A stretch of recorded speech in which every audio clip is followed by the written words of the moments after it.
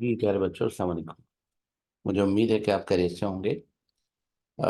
बच्चों, 4-5 कॉलेजेस के पेपर मैं आपकी नज़र कर चुका हूँ।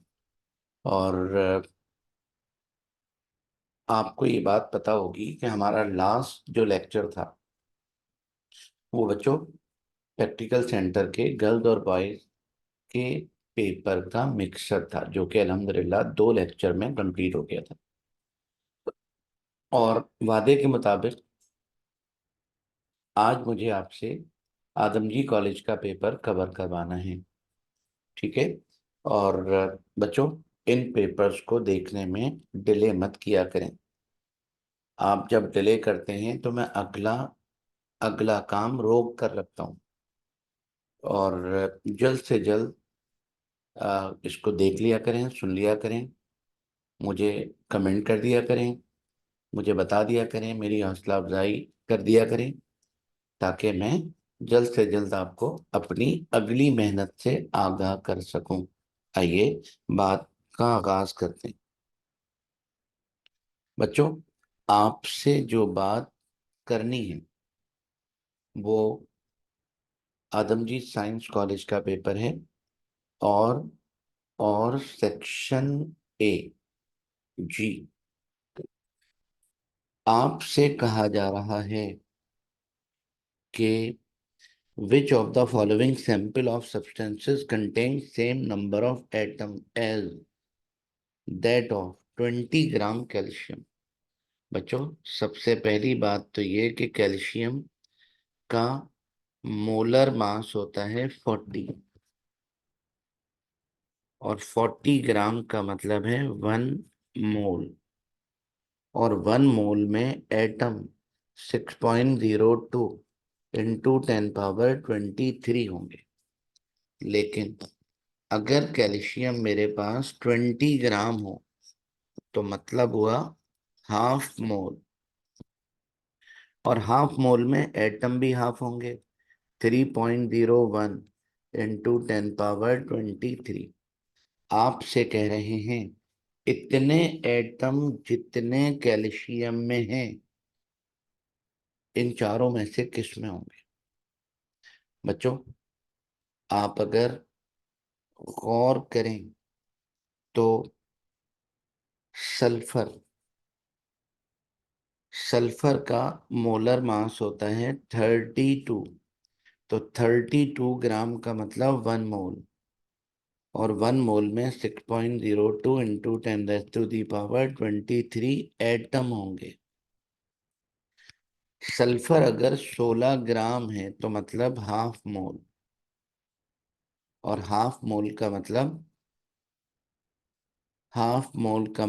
3.01 इंटू 10 टू दी पावर 23। तो बताओ बेटा, 16 ग्राम सल्फर में जितने एटम हैं, 20 ग्राम कैल्शियम में भी एटम उतने ही हैं।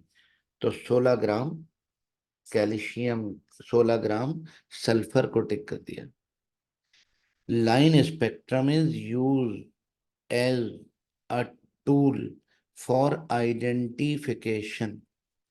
बच्चों, line spectrum is use as a tool for identification of colour, electron, element, molecule. बच्चों, लाइन स्पेक्ट्रम लाइन स्पेक्ट्रम हम करते हैं, मालूम करते हैं इन चारों में से कोई एक काम करने के लिए। और इन चारों में से एक काम ये रहा, एलिमेंट को आइडेंटिफाई करते हैं। Number of sigma and pi bond in ethyne. बच्चों, इथाइन ऐसा होता है, ठीक है। एक सिग्मा, दूसरा सिग्मा, 2 सिग्मा तो ये हो गए। और बेटा, और ट्रिपल बॉन्ड का मतलब 1 सिग्मा 2 पाई। तो टोटल सिग्मा 3 और pi bond 2।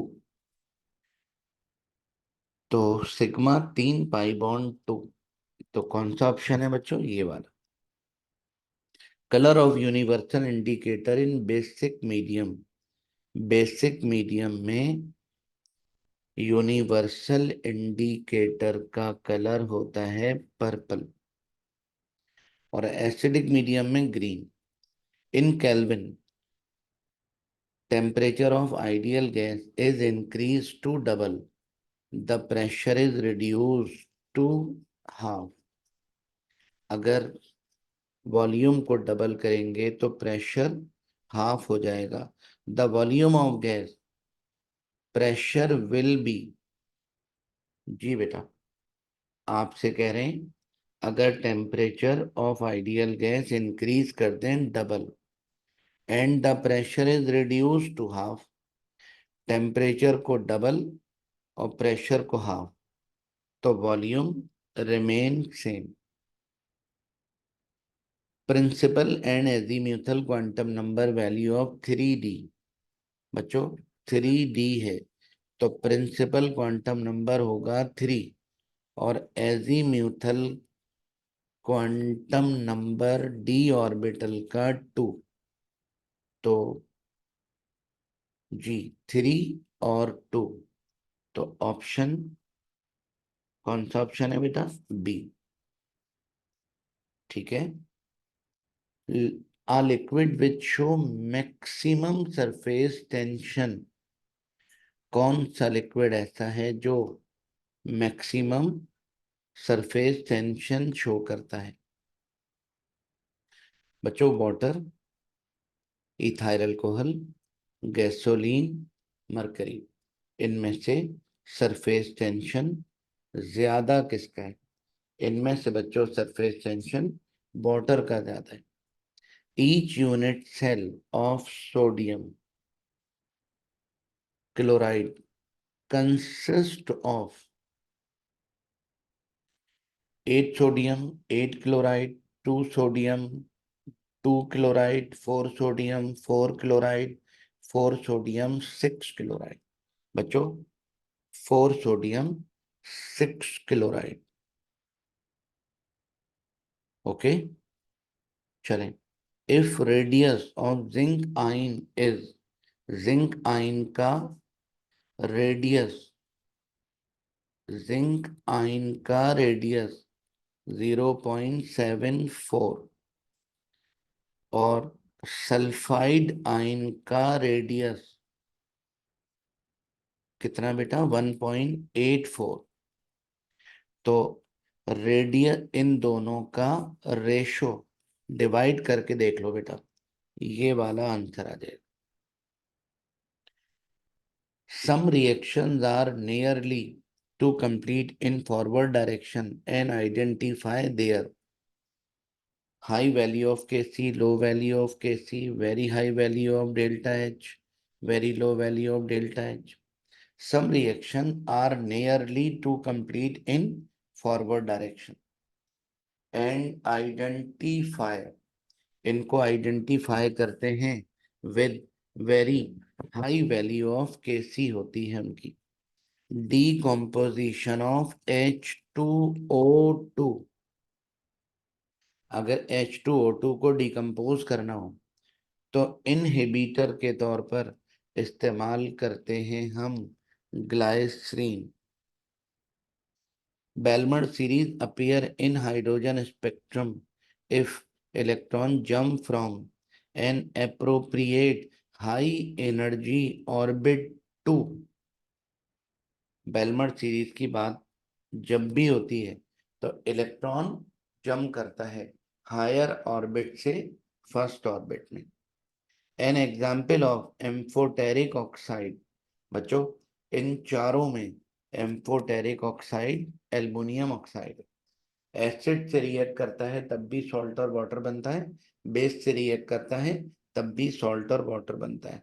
Milk an example of this type of colloid. बच्चों मिल्क एग्जाम्पल है, मिल्क एग्जाम्पल है इमल्शन की। Standard enthalpy of formation of all of the following element at 25 degree and 1 atm pressure are 0 except standard enthalpy of formation all of the element at 25 degree and 1 atm pressure are 0 except। बच्चों इन तमाम में standard enthalpy of formation, इन तमाम में standard enthalpy of formation carbon की होती है। ठीक है। Which of the following is not state function. Pressure state function है, इंथैल्पी स्टेट फंक्शन है, वर्क बेटा स्टेट फंक्शन नहीं है। Fuel cell is a typical galvanic cell which is based on the reaction between, जिसमें reaction होता है between hydrogen and oxygen. बच्चों बात अगर सेक्शन बी की जाए तो आप गौर करें, आपको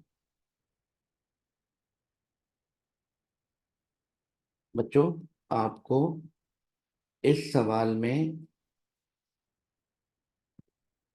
मास ऑफ सोडियम हाइड्रोक्साइड गिवन है 100 gram, mass of phosphoric acid given है 100 ग्राम।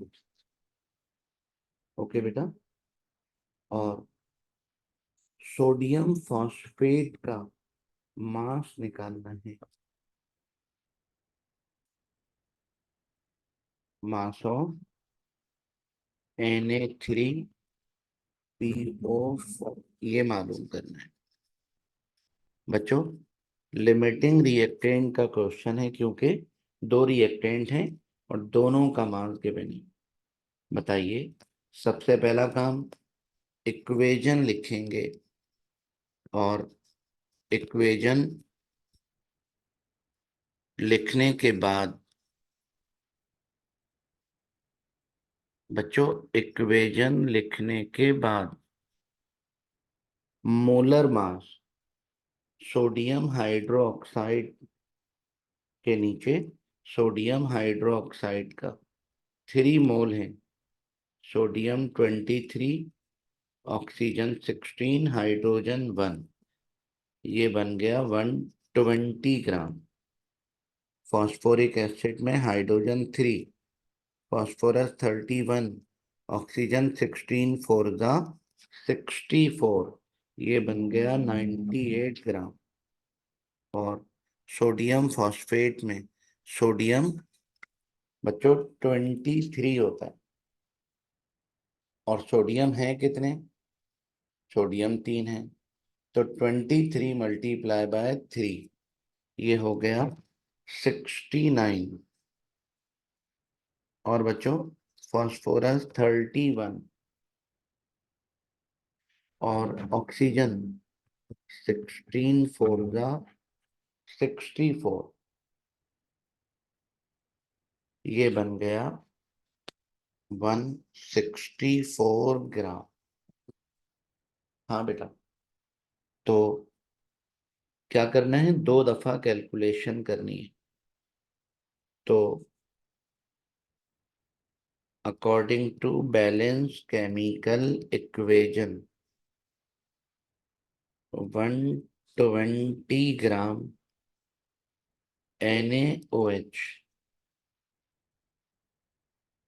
प्रोड्यूस 164 ग्राम सोडियम फॉस्फेट और 1 gram produce 164 upon 120 gram sodium phosphate. और बेटा देयर फोर है कितना, 100 ग्राम। तो 100 gram sodium hydroxide produce 164 upon 120 और इंटू 100। ठीक है बेटा, तो क्या करना है, 164 अपॉन 120 मल्टीप्लाई बाय 100। बच्चों आंसर आया 136.6 ग्राम। ठीक है, तो चलें, अब बताइए अब क्या करेंगे बच्चों। सिमिलरली फॉस्फोरिक एसिड कितना है, 98 ग्राम H3PO4 प्रोड्यूस, जी बेटा, 164 ग्राम सोडियम फॉस्फेट। ठीक है, और 1 ग्राम से 164 अपॉन 98 ग्राम Na3PO4, और देयरफॉर 100 ग्राम से कितना होगा, 164 अपॉन 98 इंटू 100। ठीक है, और क्या करना है, 164 डिवाइडेड बाय 98 और मल्टीप्लाई बाय 100। बच्चों ये बन गया ग्राम सोडियम फॉस्फेट, 167.34 ग्राम Na3PO4। अब आप फैसला कर लीजिए बच्चों, सोडियम हाइड्रोक्साइड से बन रहा है 136 और इससे बन रहा है 167। तो जिससे कम बनेगा वो लिमिटिंग होगा, और लिमिटिंग से जो मिलेगा वो हमारा आंसर होगा। तो क्या करेंगे, from calculation we got that NaOH is the limiting reactant and hence 136.66 gram Na3PO4 will be formed। Okay बेटा, ऐसे करके आप इसकी प्रैक्टिस जरूर कीजिएगा। ठीक है, आगे बढ़ते हैं बच्चों। ये रीजन करना ना करना आपका काम है, मगर मैं आपको मशवरा दे चुका हूं कि आप अगर ये काम चॉइस में छोड़ दें तो अच्छा होगा। ठीक है, क्वेश्चन अच्छे खासे होते हैं आपके पेपर में, रीजन आपका बहुत टाइम किल करेंगे, इसलिए ये काम आप चॉइस में छोड़ दें तो अच्छा होगा। वैसे आप जैसे मुनासिब समझें। चलें आगे चलते हैं। State Dalton's law of partial pressure give application, ये काम बच्चों आपका है। उसके बाद आपसे कह रहे हैं calculate molar mass of a given gas whose rate of diffusion. बच्चों एक गैस है जिसका rate of diffusion 2.83 time the rate of diffusion of methane. तो मीथेन का रेट ऑफ डिफ्यूजन 1, बच्चों 1 डेसीमीटर क्यूब पर मोल, और अननोन गैस का rate of diffusion 1.38 time.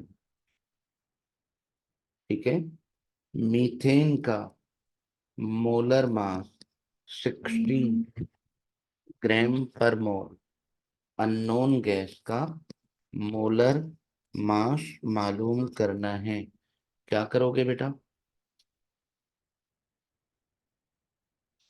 According to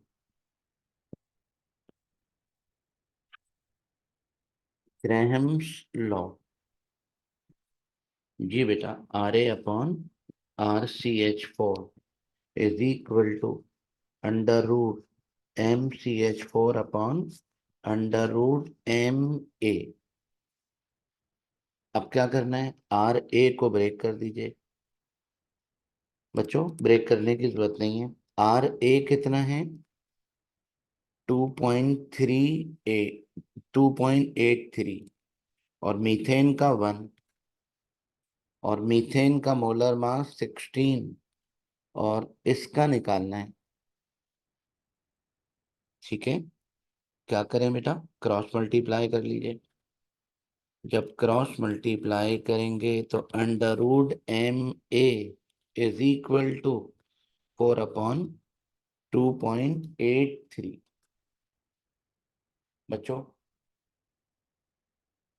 तो 4/2.83 ये बन गया 1.413। अब क्या करेंगे? स्क्वायरिंग बोथ साइड बच्चों। √MA whole square 1.4 1.413 the whole square. ठीक है,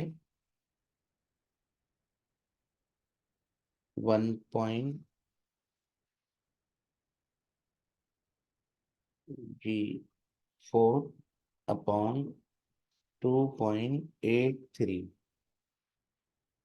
तो 1.413।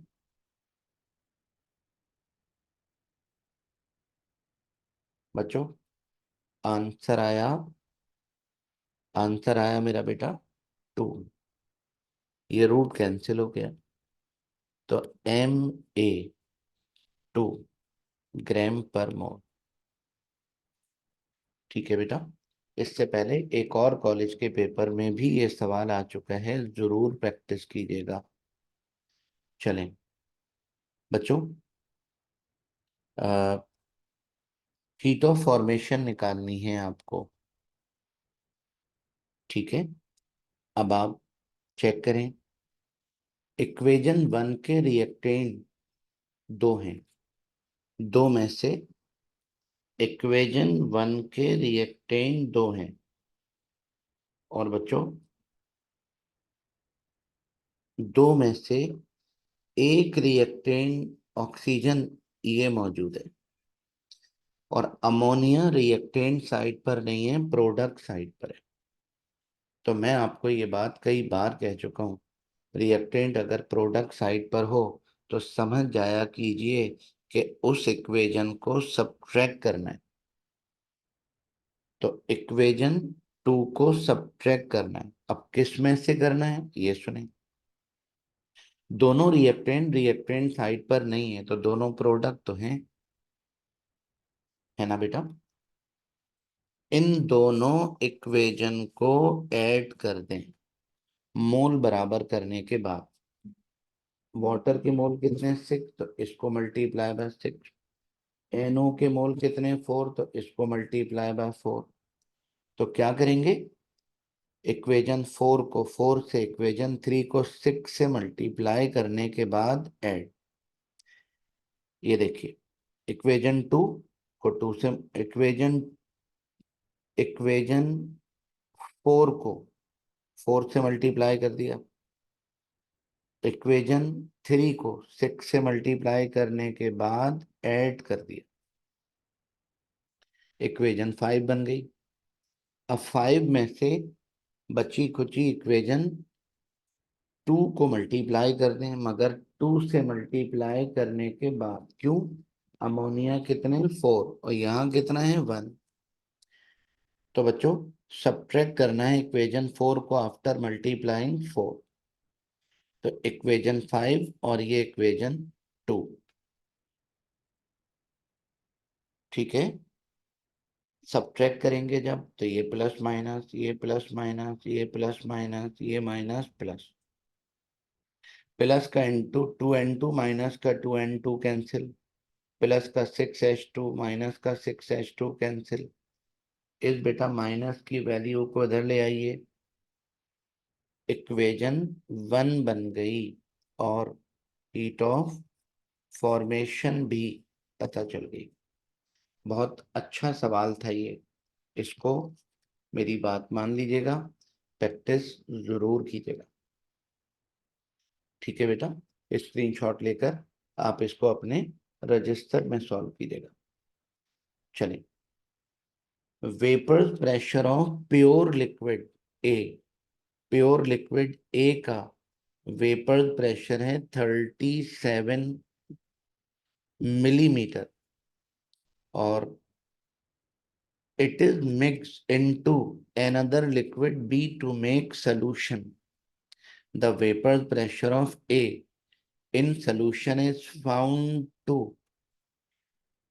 be 33 मिलीमीटर पर ग्राम। क्या मतलब, प्योर वाटर का वेपर प्रेशर 37 और जब उसमें बी मिला दिया तो वेपर प्रेशर सॉल्यूशन का 33। कैलकुलेट मोल फ्रैक्शन ऑफ ए का मोल फ्रैक्शन मालूम करना है।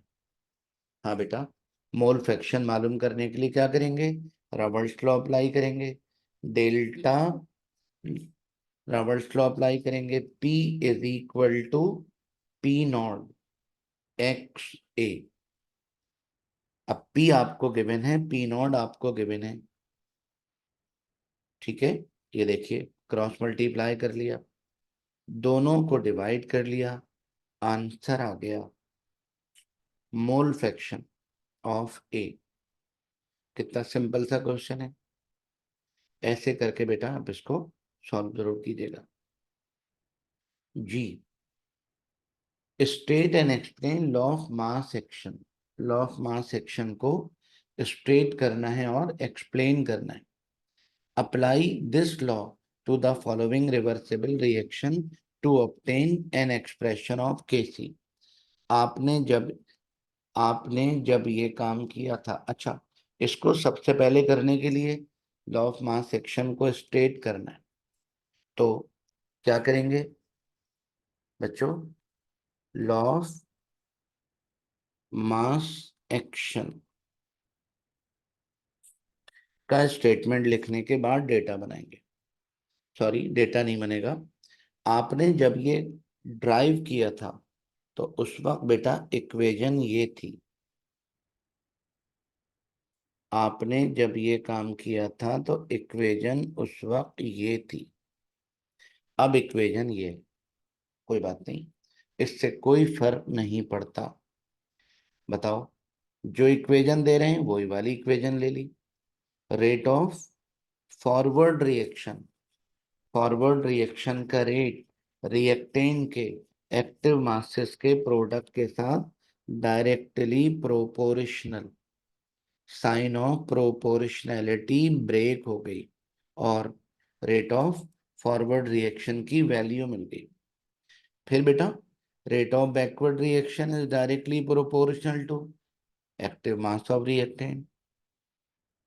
साइन ऑफ प्रोपोर्शनैलिटी ब्रेक कर ली और रेट ऑफ बैकवर्ड रिएक्शन मिल गया। अब क्या करेंगे, इक्विलिब्रियम पर दोनों को, इक्विलिब्रियम पर दोनों को रख देंगे। सही है, और सॉल्व कर लेंगे जैसे पहले करते थे। आपको केसी की इक्वेशन मिल जाएगी। ठीक है, इसको कह देंगे इक्विलिब्रियम एक्सप्रेशन और केसी को कहेंगे इक्विलिब्रियम कांस्टेंट। ऐसे करके बेटा इसको सॉल्व कर लीजिएगा। ठीक है, चले, draw orbital diagram of O2। ये काम बेटा 100% आपका है। सिल्वर सल्फेट की सॉलेबिलिटी आपको गिवन है और सॉलेबिलिटी प्रोडक्ट निकालना है। ओके। सिल्वर सल्फेट को आयोनाइज किया और केएसपी वाली इक्वेशन लिखने के बाद ये सैचुरेटेड सॉल्यूशन की इक्वेशन है। इसमें सिल्वर सल्फेट के जितने मोल हैं, सिल्वर के भी उतने ही हैं, सल्फेट के भी उतने ही हैं। इसका मतलब ये हुआ कि सिल्वर सल्फेट ये है, तो सिल्वर भी यही होगा, सल्फेट भी यही होगा। ऐसे करके बेटा सॉल्व कर लिया। ये सवाल कई कॉलेजेस के पेपर में रिपीट हुआ है, जरूर कीजिएगा इसको, बुक का क्वेश्चन है हमारी। ठीक है बच्चों, ये काम चैप्टर नंबर 12 का सवाल है, ये काम आपका है। ये सारी डेफिनेशन याद करना काम आपका है। ओके। फैक्टर्स अफेक्टिंग रेट आपका काम है। Determine order of reaction, order of reaction निकालना है। Also calculate rate constant. ठीक है बेटा, बताइए क्या करेंगे। सबसे पहला काम, इस टेबल को डेटा की सूरत में लिख लेंगे और आपने आपने ऑर्डर ऑफ रिएक्शन निकालना है और रेट कांस्टेंट। ठीक है। ऑर्डर ऑफ रिएक्शन बच्चों मालूम करेंगे with respect to N O. एक ही तरीका है, क्या? Log R2 minus log R1, log C2 minus log C1। N O का निकाल रहे हैं तो एन ओ के अलावा किसी को नहीं देखना।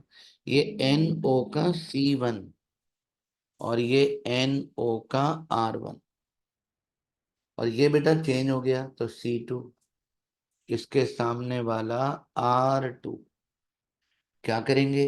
R2 के लॉग में से R1 का लॉग माइनस, C2 के लॉग में से C1 का लॉग माइनस।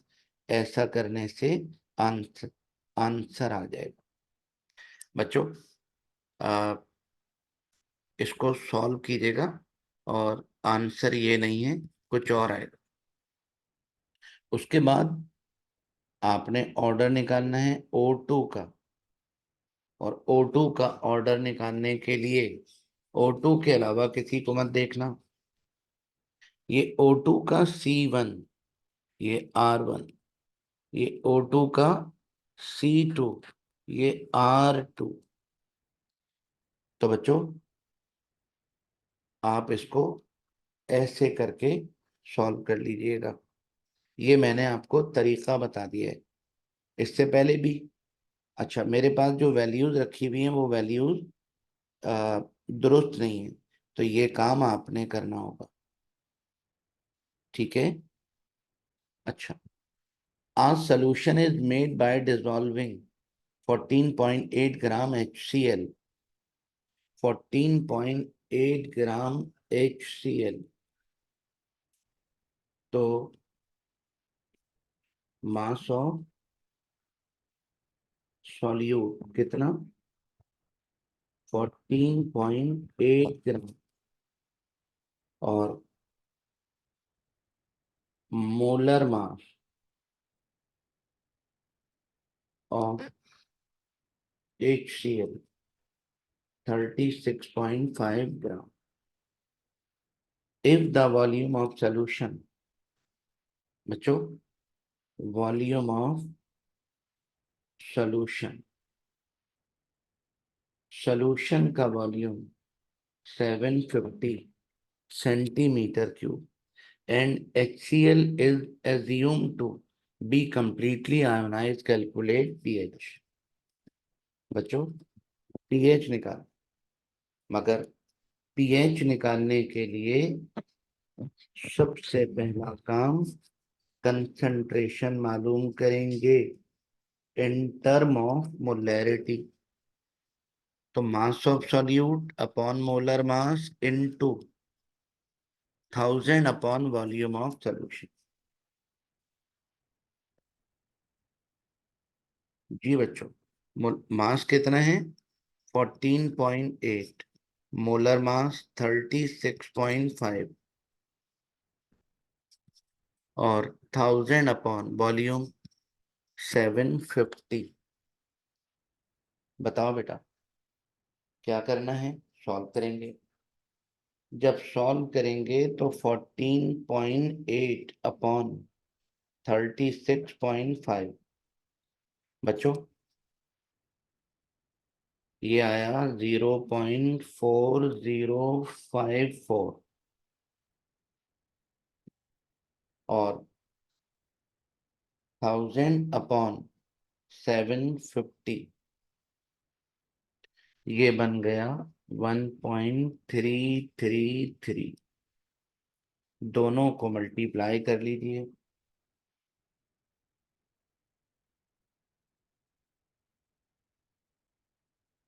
तो बच्चों आंसर आया 0.54। ये आ गई मोलैरिटी।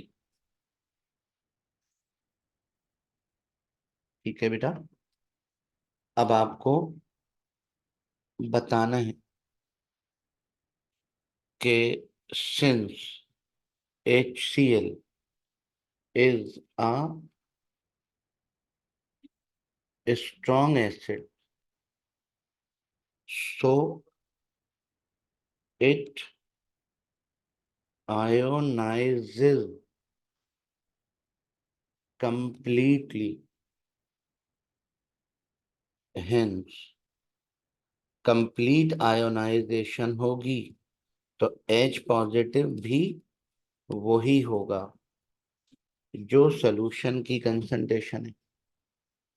ठीक है बेटा, अब क्या करेंगे? Now pH is equal to negative logarithm of concentration of H positive. तो बच्चों H पॉजिटिव 0.54, तो क्या करना होगा? लॉग लेना होगा 0.54 का। 0.54 का जब लॉग लेंगे तो आंसर आएगा -0.267। Minus minus plus 0.267। बच्चों पीएच लोगैरिथमिक वैल्यू है, इसकी कोई यूनिट नहीं होती।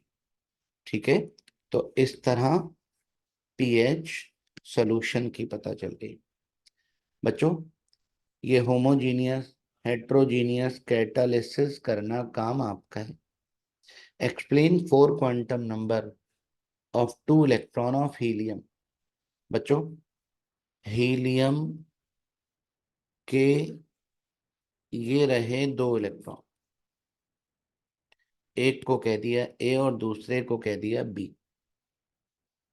ठीक है, आपने हीलियम एटम के चारों consider an atom of helium of atomic number 2 having 2 electrons A and B in the first orbit. Now, according to Pauli's exclusion principle, values of 4 quantum number of A and B are as follows.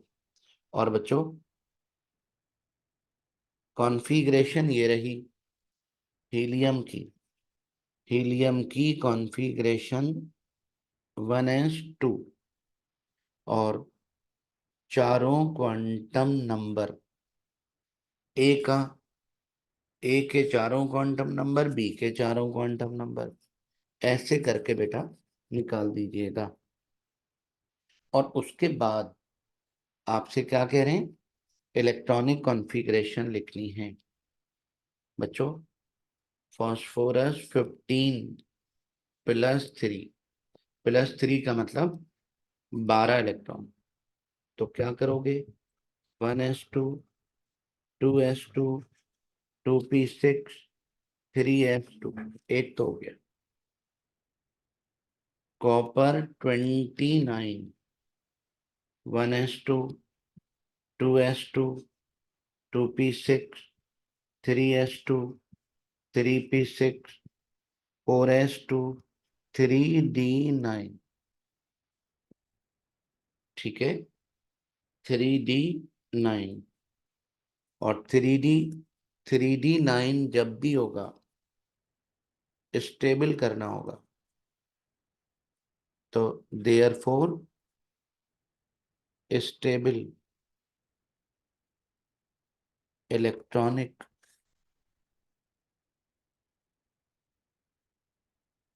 Configuration of copper will be 1s2, 2s2, 2p6, 3s2, 3p6, 3d10, 4s1। Okay बेटा, ऐसे करके complete हो गया, ऐसे करना है। और रही बात कैल्शियम 20, बच्चों कैल्शियम एटॉमिक नंबर 20 और +2 का मतलब 2 इलेक्ट्रॉन इसमें कम है, तो 18। 1s2, 2s2, 2p6, 3s2, 3p6, ये हो गया। अच्छा, अब कौन है? मोलिबीडियम। बच्चों मोलिबीडियम, और मोलिबीडियम 42 जी। 1s2, 2s2, 2p6, 3s2, 3p6, 4s2, 3d10, 4p6, 5s2 और 4d4। गिनना चाहें तो गिन लीजिए, 2 और 2 4 और 6 10 और 2 12 और 6 18 और 2 20 और 10 30, 30 और 6 36 और 2 38, 38 और 4 42।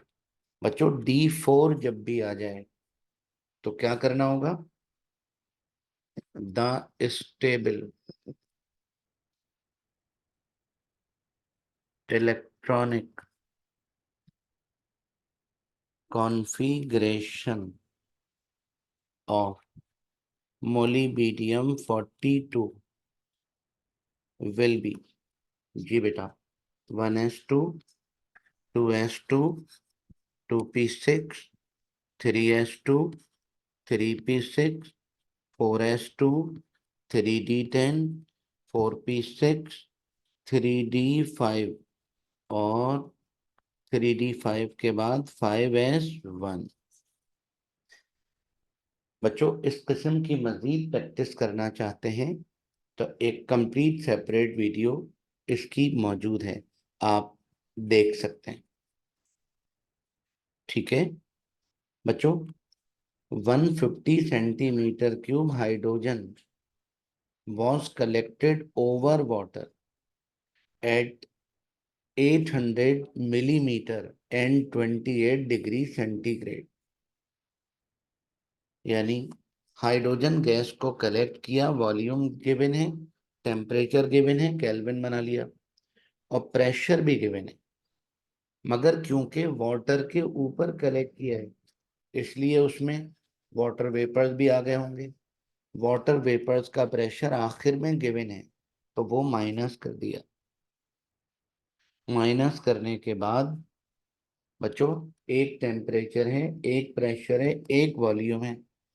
ऐसा जब भी हो तो फिर इक्वेशन भी एक ही है और वो ये PV is equal to NRT इस्तेमाल करने के लिए प्रेशर को एटीएम में कन्वर्ट करना पड़ेगा, और बच्चों वॉल्यूम को डेसीमीटर क्यूब में।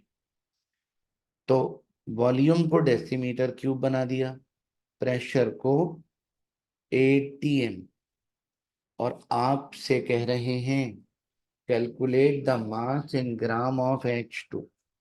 हाँ बेटा, क्या करना होगा? PV is equal to NRT, N को ब्रेक कर दिया, फिर क्या करें? बच्चों मोलर मास को उधर ले जाइए, आर क्रॉस मल्टीप्लाई कर दिया, एम अकेला रह गया। अब पी की जगह पी, वी की जगह वी, और हाइड्रोजन का मोलर मास 2 है ना। आर की वैल्यू और टी की वैल्यू रख दी। सॉल्व किया जब, तो गुड्डे मास पता चल गया, हाइड्रोजन का मास ये होगा। ठीक है, तो आपने ऐसे करना है बच्चों, ये काम आपका है।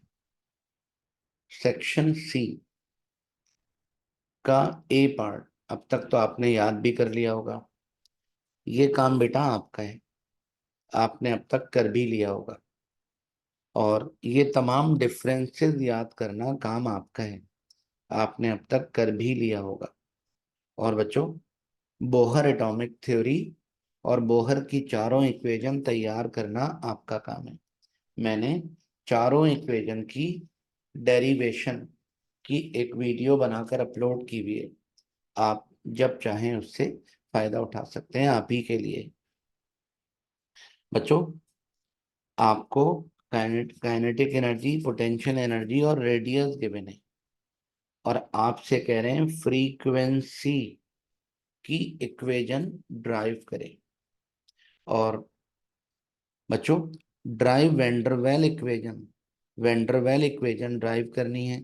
और आगे लिखा हुआ है 1 mole ammonia kept in a cylinder of 5.5 decimetre cube at 27 degree centigrade, assuming ammonia is a real gas.